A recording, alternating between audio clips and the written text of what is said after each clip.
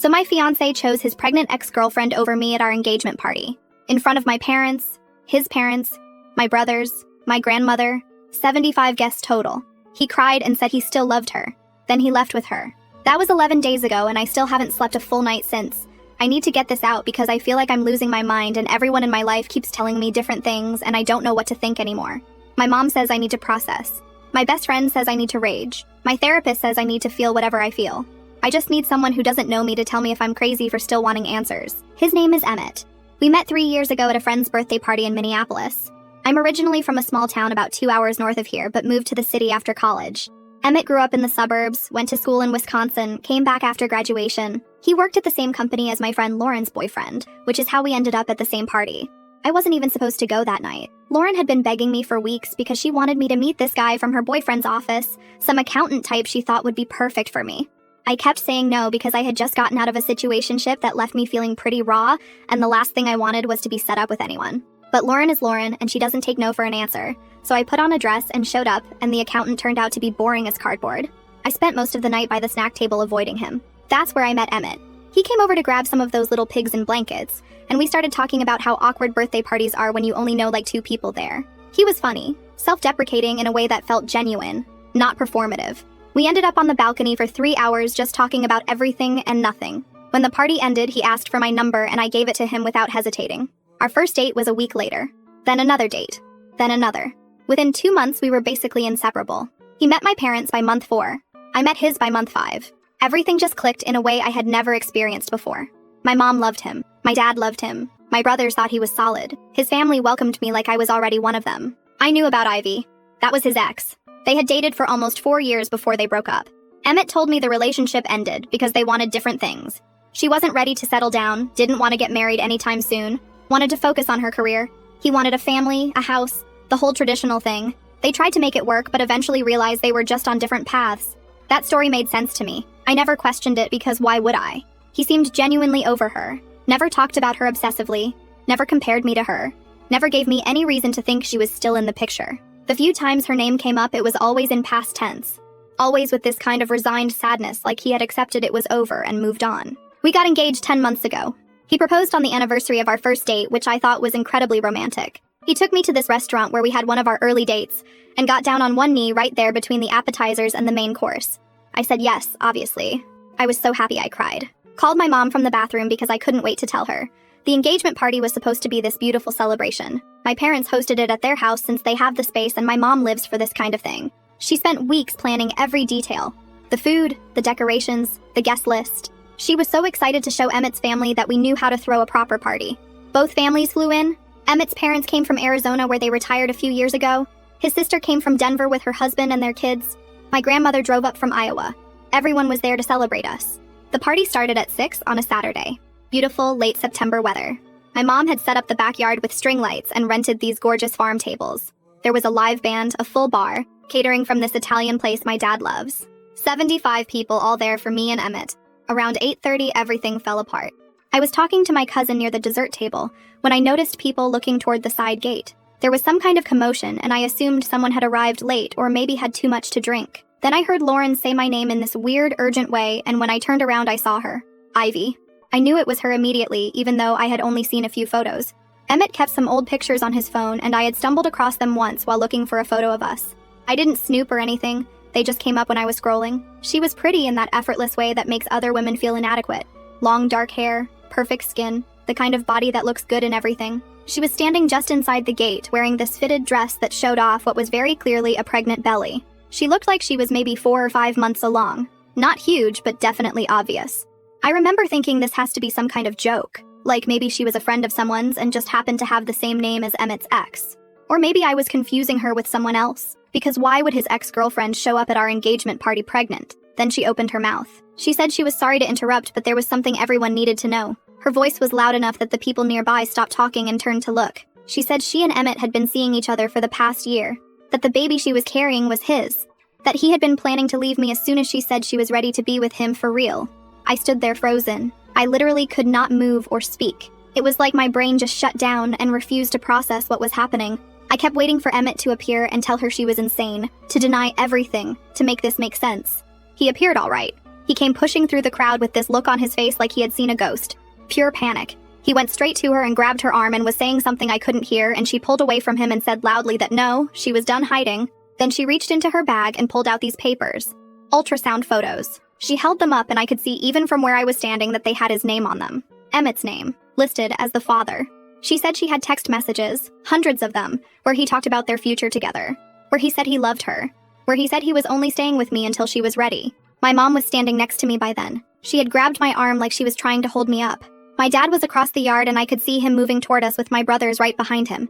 Everyone was watching. 75 people staring at this woman destroy my entire life. Ivy looked right at Emmett and asked him what it was going to be. She said she was ready now. Ready for marriage. Ready for the family he always wanted. She was giving him what he had been asking her for since the day they broke up. So what was his choice? I waited for him to tell her to leave. To tell her she was lying. To look at me and tell me this was all some horrible misunderstanding. Instead, he started crying. He said he was sorry. That he had made a mistake. That he never meant for it to happen this way. He said he still loved her. That he had never stopped loving her. That their relationship had never really ended.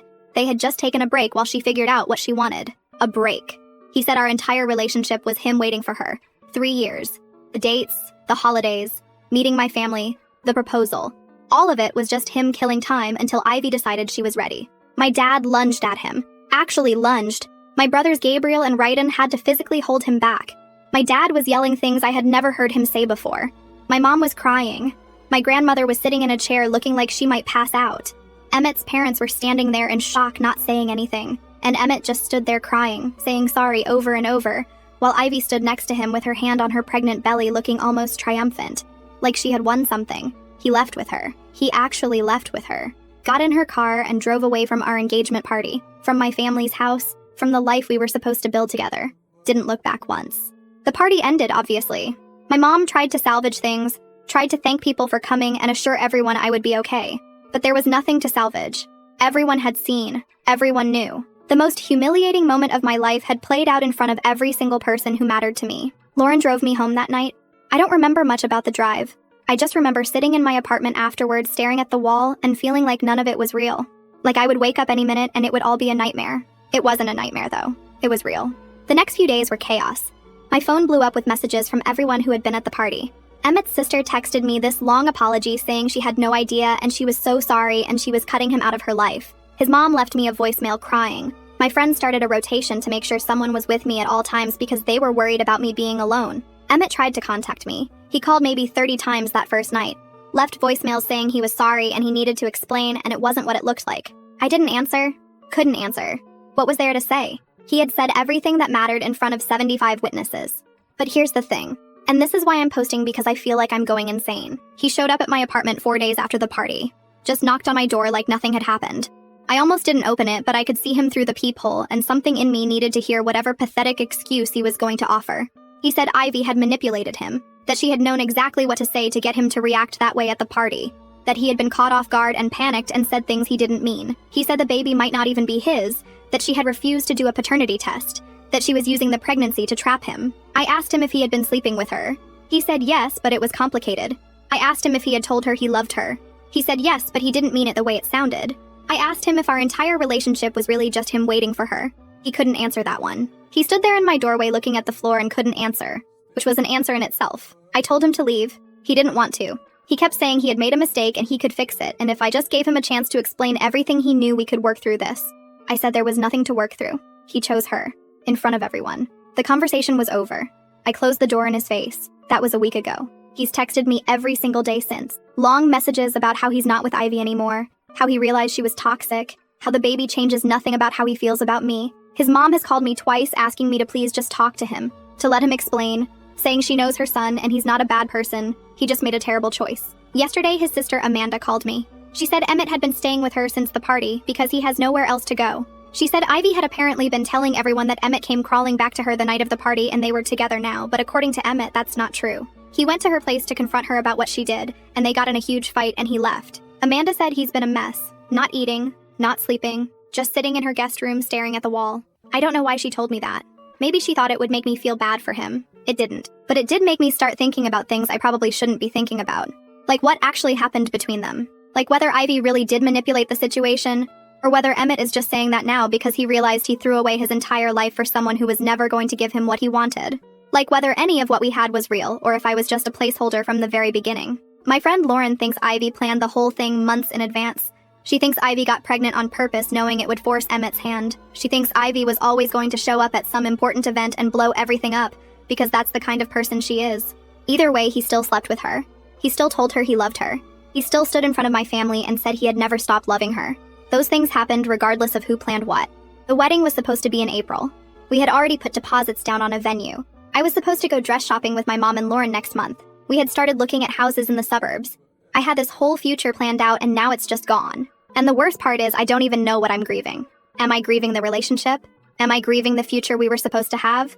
Am I grieving the person I thought he was, who apparently never existed? How do you mourn something that might have been a lie from the beginning? If you made it this far, thank you for reading. I don't know what I'm looking for exactly.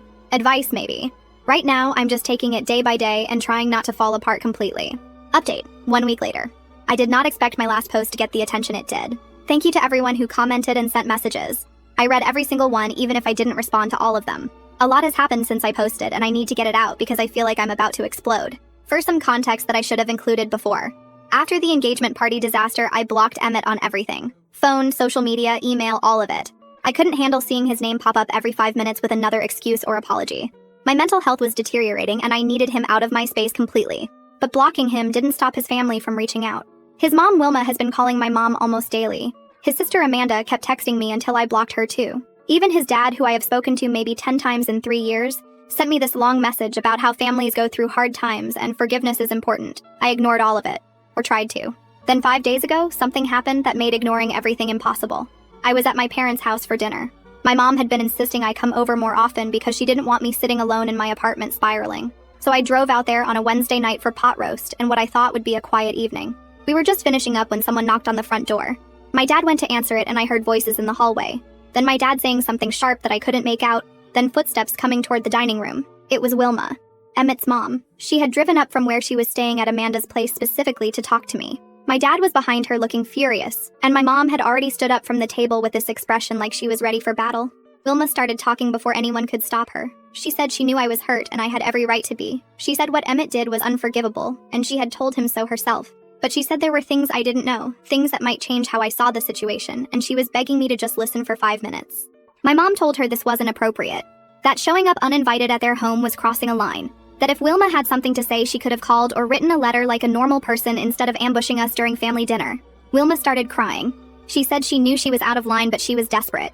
She said Emmett had been lying to everyone including her for years, and she had only just found out the full truth. She said Ivy had been threatening Emmett, had been holding something over his head, and that's why he had been seeing her even after he and I got together.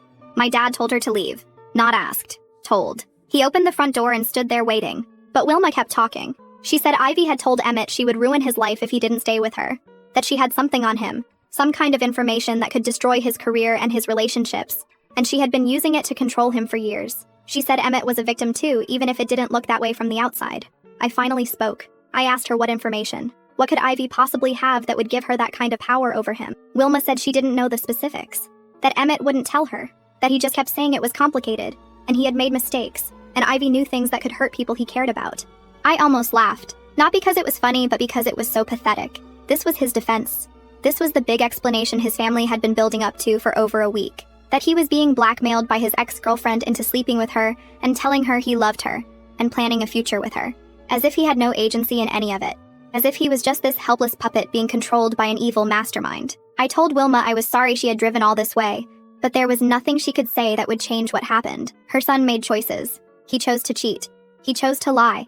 He chose to humiliate me in front of everyone I loved. Whatever Ivy may or may not have on him doesn't erase any of that. He's a grown man. He could have told me the truth at any point in the last 3 years. He didn't. Wilma kept trying to argue. She said I didn't understand the pressure he was under. She said if I would just talk to him, just let him explain in his own words, maybe I would see things differently. My mom stepped in then. She told Wilma that her son had destroyed her daughter in front of their entire family, and if she thought anyone in this house was interested in making excuses for him, she had severely misjudged the situation. Then she walked Wilma to the door and closed it behind her. I went home that night and couldn't sleep. Not because I believed anything Wilma said, but because it raised questions I couldn't ignore. What did Ivy have on Emmett? Why was his family suddenly so invested in making sure I understood he was a victim? What was I missing? The next morning I did something I probably shouldn't have. I unblocked Emmett and sent him one message. I told him I wanted to meet. Just once. I said I wasn't interested in getting back together or hearing more apologies. I just wanted answers. Real ones. I said if he couldn't give me that, then we had nothing to talk about. He responded within minutes. He said yes, absolutely, he would meet whenever and wherever I wanted. He thanked me for giving him a chance. He promised he would tell me everything. We met at a park near my apartment 2 days ago. A public place so I would feel safe. I brought Lauren with me and made her wait in her car nearby in case things went badly. He started talking almost immediately. He said he had been trying to figure out how to tell me the truth for months, but he kept chickening out. He said things with Ivy were more complicated than he had ever admitted, and he knew that if I found out the real story, I would hate him. But since I already hated him now, what did he have to lose? He told me that when he and Ivy broke up 4 years ago, it wasn't because she didn't want to settle down. That was a lie.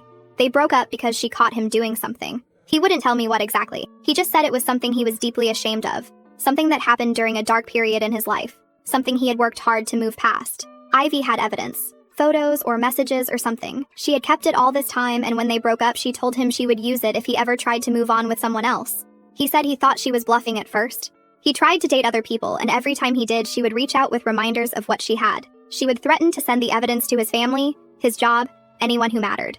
Then he met me. He said falling for me wasn't part of the plan. He was supposed to stay single and miserable. That was what Ivy wanted. That was her way of punishing him. But he couldn't help it. He fell in love with me, and for the first time he thought maybe he could have a normal life, despite everything. He said when things got serious between us, Ivy started demanding more. She wanted to see him. She wanted him to prove he still loved her. She said if he didn't do what she wanted, she would send everything to me, to my parents, to everyone. He said he felt trapped. He said he tried to end it with her multiple times, but every time he did, she would escalate her threats. I asked him why he didn't just tell me the truth. Why he didn't come to me and explain what was happening and let me decide if I wanted to stay with him knowing about his past. He said he was scared. That what he did was bad enough that he couldn't risk me knowing. That he would rather live a double life than lose me completely. I asked him about the night of the engagement party. I asked him why he said what he said if he didn't mean it. Why he told everyone he still loved her. Why he left with her. He said Ivy had texted him that morning. She said if he didn't publicly choose her at the party, she would send everything to every single guest. She said she had gotten the guest list somehow, had found contact information for people, had everything ready to go. He said he panicked. He said when she showed up and put him on the spot, his brain just shut down, and he said whatever he thought would make her stop. Then I asked the question that had been burning in my mind since this all started.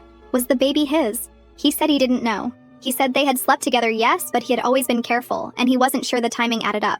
He said Ivy had refused to do a paternity test, and that made him suspicious. He said he had asked her multiple times and she kept deflecting. I didn't know what to do with any of this information. I still don't. Lauren thinks he's lying about all of it. She thinks the blackmail story is just another excuse, another way of avoiding accountability. She says even if there is something Ivy has on him, that doesn't explain why he couldn't have been honest with me from the beginning. She says a man who really loved me would have found a way. My mom says it doesn't matter whether the story is true or not. She says the outcome is the same. He cheated. He lied. He humiliated me. Whatever reasons he had don't change what he did. My dad hasn't said much. He's still furious. Every time Emmett's name comes up, he leaves the room. I think he's trying to protect me from seeing how angry he really is. I keep going over everything Emmett told me, trying to find holes in his story. And there are holes. Plenty of them. Like, how did Ivy get the guest list for our engagement party? Why would blackmail make him say he loved her in front of everyone when he could have just said he needed to handle something privately? Why did he get in the car with her and drive away if he was supposedly trying to resist her control? None of it adds up completely. But none of it can be easily disproved either. And here's the thing that's really messing with my head. 2 nights ago, I got a message request on Instagram from an account I didn't recognize. No profile picture, no posts, created recently. The message just said, I know what he did. If you want to know too, meet me. There was an address, a cafe downtown, a time, tomorrow at noon. I haven't responded. I don't know if I should. It could be anyone. It could be Ivy trying to mess with me more. It could be one of Emmett's friends trying to set up some kind of intervention. It could be a complete stranger who has nothing to do with any of this. But what if it's someone who actually has answers? What if it's someone who knows what Ivy has on Emmett? What if meeting this person could finally help me understand what the hell has been happening in my life for the last 3 years? Lauren says absolutely not. She says this is how people end up in dangerous situations.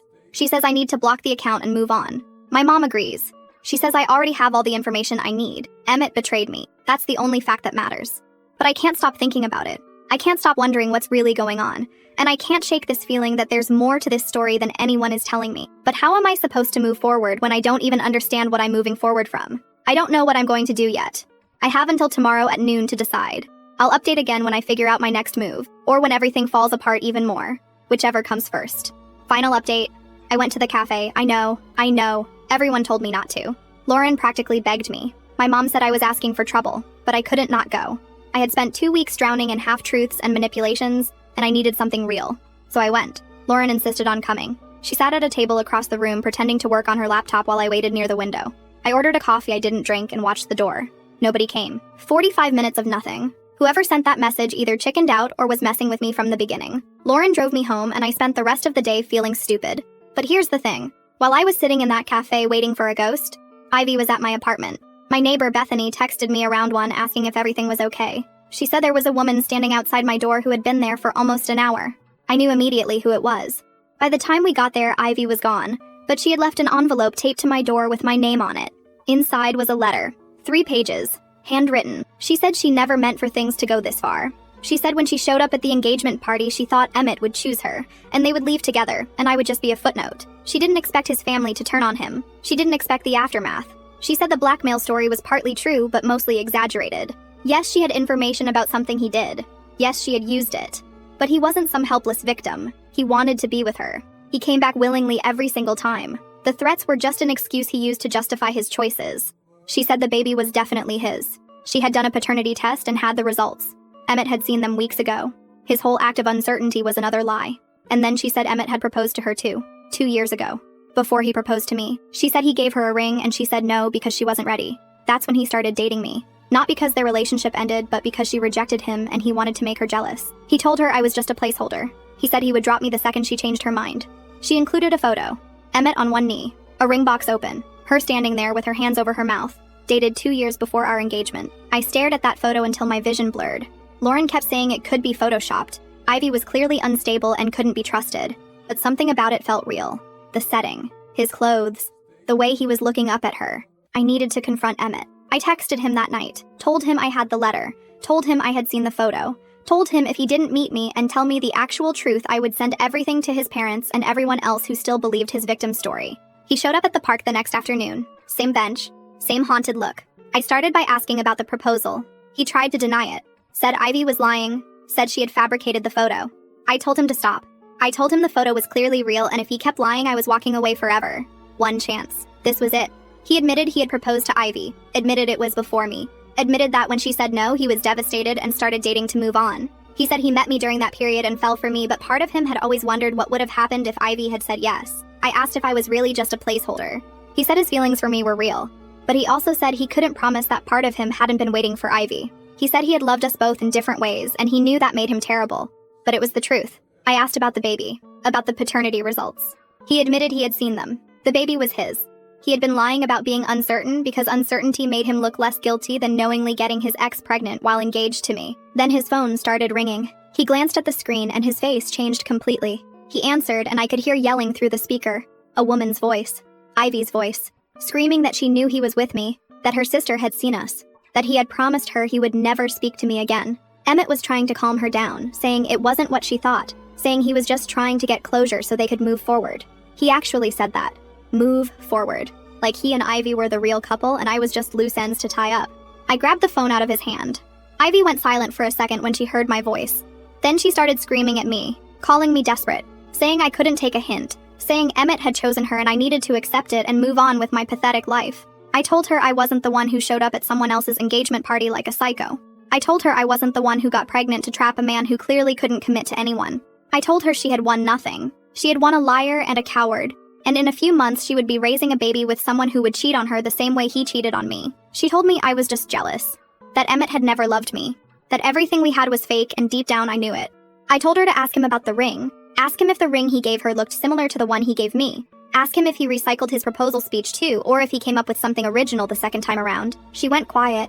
Emmett was trying to grab the phone back, but I stepped away from him. I told Ivy that her perfect man had proposed to me with probably the exact same words he used on her. That she wasn't special. That I wasn't special.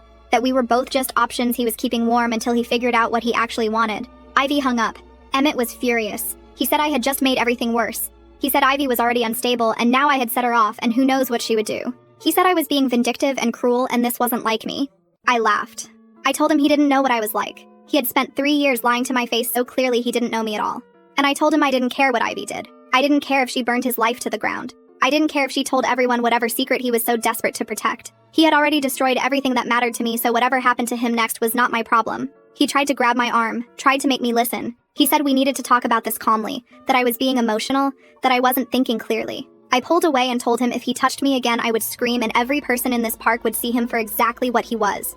He backed off. I told him this was the last time. I said I never wanted to see his face again. If he contacted me, if his family contacted me, if anyone connected to him tried to reach out, I would go to Ivy myself and tell her every single thing he had said about her. Every excuse. Every time he called her manipulative or unstable or toxic. Every lie he told to make himself look like her victim. His face went white. I told him to have a nice life with the woman he chose. I told him to enjoy explaining to his kids someday why Daddy destroyed multiple lives because he couldn't keep it in his pants. I told him I hoped the secret Ivy had on him was worth everything he lost. Then I walked away. But that wasn't the end. 3 days later, Emmett's mom Wilma showed up at my parents' house again. This time she didn't come alone. Emmett was with her. My dad answered the door and immediately tried to close it, but Wilma stuck her foot in the gap and started talking fast. She said there had been a development. She said Ivy had gone to Emmett's workplace and caused a scene. She said Ivy had told Emmett's co-workers about the affair and the pregnancy and the engagement party. She said Emmett might lose his job and his reputation was destroyed and they needed my help. My help. I came to the door because I could hear the commotion from the kitchen. My mom was right behind me. My dad was blocking the entrance with his whole body. Emmett started talking over his mother, saying Ivy had gone nuclear, saying she was telling everyone everything, saying the secret she had been holding over him was out now and his life was falling apart. My mom asked why exactly this was our problem. Wilma said because I had provoked Ivy, because my phone call with her had set her off, because if I had just left things alone, none of this would be happening. I could not believe what I was hearing. I told Wilma her son had cheated on me for our entire relationship. Her son had humiliated me in front of 75 people. Her son had lied about everything, including proposing to another woman before me, and now she was standing on my parents' porch saying this was my fault. Emmett tried to interrupt. He said he wasn't blaming me, he just needed me to talk to Ivy to calm her down, because apparently Ivy thought I was some kind of threat, and if I could just tell her I was out of the picture completely, maybe she would stop trying to destroy him. I asked him why Ivy would listen to anything I said.